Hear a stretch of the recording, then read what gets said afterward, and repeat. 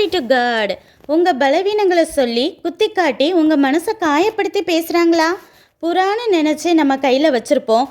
சுருக்குன்னு கடித்து வலிச்சாதானே அது பாம்புனே நமக்கு தெரியும். அப்படித்தான் இவங்களும். சரி, இதோட உள்நோக்கம் என்ன? அண்ணாலோ பிள்ளையே இல்லைன்னு வேதனைப்பட்டுருக்கா.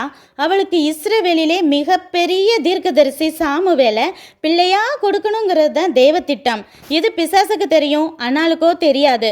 அவள் அந்த ஆசீர்வாதத்தை பெற்றுக்கொள்ளக்கூடாதுங்கிற பிசாசோட ட்ரிக்கு தான் பெனினால தூண்டி பரியாசமாக பேச வைத்து மனமடிவாக்கி அவளை மூளையிலே உட்கார வைக்க முயற்சித்தது. ஆனால் அந்த கிண்டல் பேச்சே அண்ணாலே தேவ சமூகத்தை நோக்கி ஓட செய்து தேவ பாதத்தை பற்றி கொண்டதாலேயே ஜெயம் கிடைத்தது. இதே போல தேவன் உங்க கையில நீங்க விரும்பின ஆசீர்வாதத்தை கொடுக்க போறது தெரிஞ்சுதான் அதை கெடுக்க வார்த்தைங்கிற அம்பை வைத்து போராடிட்டே இருக்கிறாங்கிறத புரிஞ்சு அதை எதையும் மனசுல வச்சுக்காதீங்க. சோல் டெட்டான அவங்க அறியாமையே மன்னிப்போம்.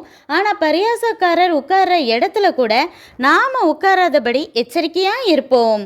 நம்முடைய பரியாச சத்துருக்களுக்கு தேவன் வெட்கத்தை உடுத்துவார். வேதனைப்பட்ட நமக்கோ தலையில் கிரீடம் சூட்டுவார். வாழ்த்துக்கள். நன்றி.